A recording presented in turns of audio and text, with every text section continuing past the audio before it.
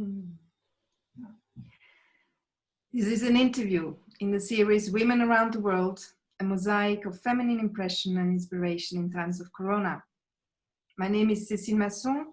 I'm the author of Rose, Letters of Love to Life, and coach specialized in feminine leadership. I have the great pleasure to share this virtual space with Barbara Oomen. Welcome, Barbara. Thank you, Cécile. Barbara, you are the author of several books on human rights. You hold a chair in the sociology of human rights at Utrecht University and work at the University College Roosevelt in Middelburg in the province of Zeeland in the Netherlands, where you were the dean from 2012 to 2016. Your research focuses on the interplay between law and society, with a special emphasis on human rights and cultural diversity. Again, welcome, and please introduce yourself further. Well, I don't know what else there is to say. Thank you very much for the introduction, Cécile. I think it's wonderful to be here. This is a great initiative also to focus on feminine leadership and the big challenges we face in the world today. So I'm just really happy to be part of this series, and also very honored, I must say, if I look at all the other people you've interviewed. Thank you so much, Barbara. So tell me, how this has the first COVID-19 crisis affected you personally? Well, the strange thing is, of course, this is terrible, COVID-19. It was terrible. It's still terrible. It's disastrous what's happening in many places in the world. But at a very personal level, I must say, it's also brought me quite a bit. The fact that suddenly everything closed down, and that all the lectures I was going to do abroad and the conferences and, you know, this whole busy life that I have and so many of us have suddenly really came to a halt. I think in a way was a gift. So to have been at home for the past months and had lunch with my husband and 3 sons, and in the evening, you know, gone out cycling in our beautiful province with my husband, and had time for books and for music and for each other. I've really considered that to be a gift, really. And also in terms of my job, I mean, most of all, I'm a teacher. I teach at this liberal arts and science college, which is very much, it's a college. We're together in physical space. We have small classes. That's really how we love teaching. So we've never really looked into online teaching, and having been forced to go online and to discover all the tools that there are in digital teaching with our students has, I think, also brought me a lot professionally. And I can't wait for the day that, you know, I'm in a classroom or with my students again, but there I've really learned a lot. So the big picture is very concerning, but at the small private sphere, I must say, it's also brought us quite a bit. So your family and yourself as well. Yeah. Yes. And you said, as a professional, obviously you are a professor, you are a teacher by heart. What did you miss by not being in the classroom together with your pupils and students? Well, it's strange how much physical space, really being together, how important that turns out to be, because by the time COVID kicked in and we had to go digital as a university, I was halfway the semester, so I knew my students really well. They knew me. We already had all these classroom conversations. So we just went online, and for instance, I was teaching constitutional law, and my students made videos on COVID and the constitutionality of measures. So we really engaged with the topic. We had wonderful Zoom sessions, such as this one. I think we really really made the most out of it and maybe did things that we wouldn't have done otherwise. Students worked very hard. I mean, they were just, back home, sometimes with their parents. So they really had a lot of time for their studies.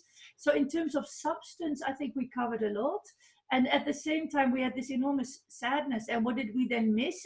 I think just really physically being in the same space as people, which is something very intangible, but as it turns out to be also very important. It is, and we do talk about social distancing, isn't it? And yet it's not so much the social distancing, but it's the physical distancing that we experience. But the social, thanks to internet and connections and technology, it's possible to even, sometimes strengthen the social interaction somehow. You are a human rights expert. When you look at it from a systemic perspective, what are the greater patterns you're observing in this present moment, in the crisis time, in the last couple of weeks and months, here in the Netherlands, but also in Europe and possibly the world, when you look at the crisis of Corona and in the context of human rights? What do you observe as bigger patterns? Well, I must say I'm deeply, deeply concerned. I have friends, for instance, in India, and they send me films of migrant workers who are literally beaten from the streets, of the poverty that this brings along. I think this crisis really hits those already most vulnerable hardest. You see that all over the world, and you also see that in the Netherlands. You see that the school children who don't have parents who can help them with their teachers, the elderly who don't know people to visit them, the people for whom no one speaks up, that they really suffer most. One of I think the most horrific things is, for instance, what's been happening in the slaughterhouses in the US, but also the Netherlands, where migrant workers really have been forced to work on in what were clearly very dangerous circumstances, COVID-wise, and where just nobody stood up for them. So I'm very concerned about how this crisis hits the most vulnerable hardest. So that's one thing. One of the big patterns I also see is, in a way, what Naomi Klein has described in the shock doctrine, where she says often a crisis is used to really push through unwanted developments. And I think you've seen in many countries, and also in the Netherlands, that the government has been very quick to act in certain fields to strengthen certain things, to help big businesses, to loosen regulations for big businesses in a way that from the perspective of a normal citizen is unwanted. And with the real danger that this won't go away, even as we hopefully move out of this pandemic. So I think I was talking about constitutional law earlier, and there I explained to students what is important about the rule of law, and that in a way you have three elements, three interests. And on the one hand, you have the interest of a strong state. And of course, you need a strong state also to curb a pandemic. A state that's failed is really problematic. So a strong state is an interest. At the same time, democratic control of that state on behalf of the people is just as important, that the people kind of look over the shoulder of the state. And as a third aspect, there's the idea of individual human rights and the importance of guaranteeing human rights. And this, I think, is a triangle that goes under the rule of law. And what you've seen in many countries and in many ways with COVID is that the state has really strengthened itself, but that democratic control has been totally lacking, that it's been very difficult for elected representatives to control extremely far-fetching measures, and also where it concerns individual rights, that weighing measures in terms of the infringement upon rights was simply not in the mind of the government. So, for instance, if I look at the Netherlands, we've had measures where the elderly were in old age homes, were not allowed to see anyone, no family members, for months. And this is a real infringement, of course, on the right to family life, etc., which can be legitimated maybe for health reasons, but there you really have to look from a human rights perspective whether this is indeed proportional in each and every individual case. And here our government didn't do that. And also these measures were taken, they were not even taken by law. So Parliament couldn't even have a say on it. So I see from a systemic perspective, I really see a problem with what happened said about the rule of law.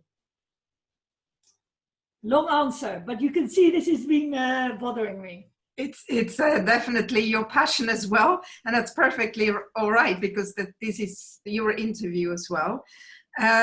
So when you say the rule of law has been, let's say, curved in this pandemic situation in the Netherlands, but elsewhere certainly as well, we are now in the aftermath here in the Netherlands, in any case, of the first corona crisis. What worries you most for the follow-up when you look at through the lens of human rights?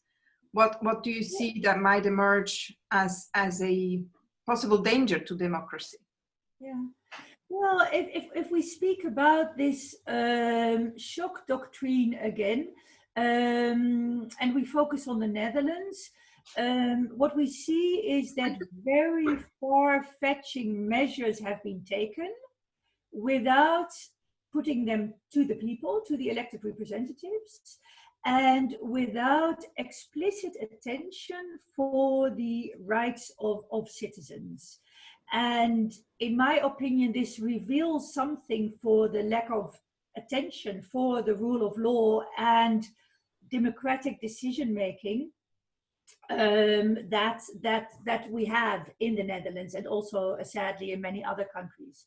Although I must say, if you look at other countries, the UK, France, Belgium, Germany, all the countries around us had a much more balanced debate in terms of the rule of law. And even the UK had a Corona Act in the first month of the crisis, where they much more explicitly put measures to Parliament, looked at the human rights situation. So in the Netherlands, we didn't do all that. We still don't have a Corona Act. The measures are laid down in emergency decrees put in place by unelected officials, the safety regions in the Netherlands, which have huge powers. They give people fines of 390 euros. They close down businesses, etc. Without the democratic control. And my big fear is that if we let this pass unnoticed and we don't critique it, that this becomes what's called the new normal in Dutch. That it's the new normal that a prime minister in a press conference announces measures which infringe deeply on our lives, not being allowed to visit each other, not being allowed to be in a car together, having to shut down businesses, without putting those measures to the people who we elected to control the government, and without checking what these measures do for individual human rights. So I think this is really my deepest concern here. So are you saying that a conversation should be held on human rights in those circles as well? Exactly. Of the consequences of their decision making, to make them more conscious about the consequences. Yes, exactly. I think that in Parliament, but also the provincial parliament, also municipal councils, the government should be held to task for the measures. And of course, we have to combat this pandemic, and it's important. So there, a lot of what's been done can be legitimate, but the conversation has to be held by the people whom we elected to hold that conversation, and it has to be held with the constitution and with human rights instruments in hand. So for instance, if we look at corona fines in the Netherlands, we've had situations where two young people in the streets come too close together and they both get a fine of 390 euros. Even there's a note on their record which makes it more difficult to get jobs in the future. This is a very large, and I'd say even disproportional fine for, given the goal you want to reach as a government. And looking at it through those eyes, that's typically a human rights way of looking. And I think, again, that conversation should be held much more explicitly. If I understand you properly, Barbara, what you're actually saying is that context of Corona plus Black Lives Matter, there is an overlap in how strongly certain populations in the Netherlands have been sometimes fined, sometimes excluded from certain conversations. Did I understand that properly? Yes, I think there is, the measures taken have disproportionately impacted on certain groups, certain people, and I don't think that it's a mere coincidence that in these times of COVID, the first big public eruption of anger was with people saying that Black Lives Matter. I think there is, in the systemic way in which the governments, not only the Dutch, but also very much the US government, elsewhere as well, have dealt with this crisis, that certain groups of people systematically have felt the pain much more than others, and then in the response to utterances of that pain, you see the same dynamic repeating itself. So if I look at our beautiful province here of Zeeland, it's for those who don't know it, it's a wonderful corner of the world, but it's also a corner which really has a history of slavery, and which today, as many parts of the world, still has a big problem with racism, with institutional racism. And here, as in so many other corners of the world, we've had protests. A month ago, we were all standing a few hundred meters from here on the Abbey Square, with I think it took 800 people on the square and hundreds outside, young people of all colors from all corners of this province, making a point on institutional racism and how certain people and certain groups are treated much differently than others. And the interesting thing is, and here I come back to the systemic issue at stake, that so there was this demonstration, there was the Black Lives Matter here wanted to demonstrate, and that the authorities said, well, you can have the demonstration, but not more than 500 people, which meant that a lot of people who wanted to make their voice heard couldn't. And if you go back and you see who took the decision, it was the safety region, which here is not controlled democratically, which took this decision about the right to process, which is a fundamental human right, very hard to curb. And as a result, that on that day, on that square, there were people standing outside who already systematically had been disadvantaged, not only during COVID, but also in many years before, who simply couldn't get in and make their voice heard. And I think there you see the same pattern revealed as we've been discussing before: lack of attention for human rights, lack of attention for democratic decision making, with as a result that certain voices are silenced where they have every right in the world to be heard.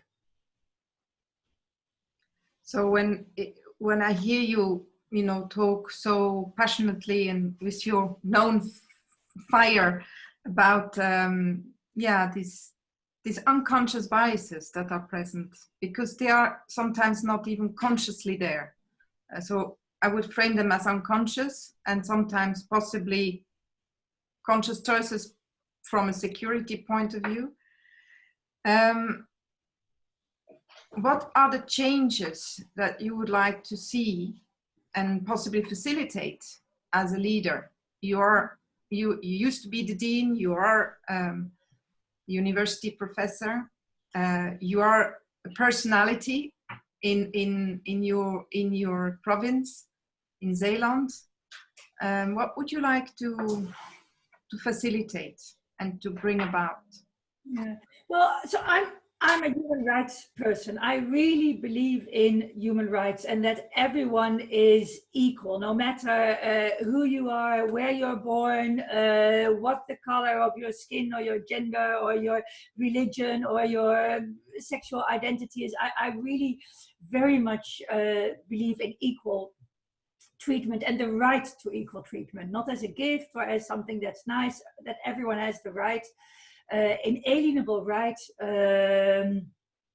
to equal treatment, to dignity, etc. So that's something that really is the core of everything that I do. And for the past years, of course, I've been very active, as you said, as an author, as a researcher, as a teacher.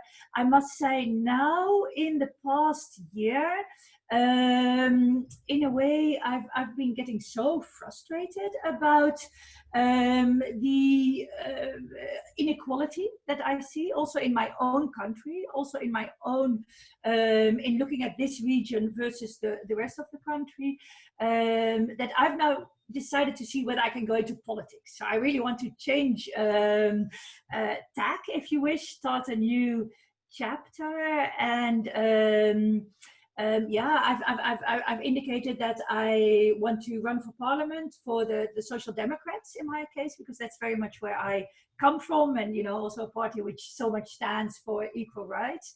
So I'm going to send a job application to the people who decide on this, and see whether I can make a difference in parliament, because I think I think a teacher is one of the best ways, being a teacher, to really help make the world a better place. I've very much done so via research. But one of the things that I observe is that people have turned away from politics. People they don't have confidence anymore. They see what happens in parliament. They see the mudslinging and kind of search for solutions outside of politics, especially young people. They go on climate marches, they're all there with Black Lives Matter. But of course, if you really want to change things, we do have these institutions and we have to take them seriously, and we have to work on change from the inside. So so that's my plan, Cécile, to leave my books behind, and well, not behind, they're in my head, and I'll take them along to Parliament, but to see whether I can be elected and to really make a difference in the political realm. Also because I very much think that we need female leaders there. It's actually quite shocking to see how little women there are in Dutch Parliament, in ministerial posts. Of course, the same applies for professorships, but I think there, the fact that women are so often not around the negotiating table also makes that we as citizens end up with a worse deal than otherwise. So as a feminine leader, is there anything you would like to offer as a very small insight for the listener to this interview? And I'm apologizing for the background noise, but for the listeners of this interview, that you could say, just give some extra attention to this part in politics or in decision making, also in the corporate world, possibly. Anything, a small insight from your point. Well, I'm a great fan of the anthropologist Margaret Mead, who said at some point, never doubt that a small group of committed citizens can change the world. Indeed, it's the only thing that ever has. And to me, I think the difference that individuals can make is so important and often underestimated. I think all of us often have the idea that what can I do, but I think we can all do more than we think we can, and one way to do so is by augmenting each other's voices. So I think what you're doing, Cécile, here by interviewing us, your respondents, and you know what I try to do, I'm making vlogs these days, and I just go to places, maybe people who aren't heard that often, and just see if I can put a megaphone next to them to make voices heard. I think even just merely listening, bringing what people are saying to a larger audience is also a way of making sure, as small group of committed citizens, people who want to make a change, to really have that translate into a better and more just and more equal world. And you were saying, obviously, as women as well, to emphasize each other's voices. Totally. And work together. Totally with Madeleine Albright, who says there's a special place in hell for women who don't help other women. I really think we should stick together and help each other make each other's voices heard. Barbara Oomen, thank you so much that you added your voice to the mosaic of impressions. Thank you so much. Thanks, Cécile. Thank you.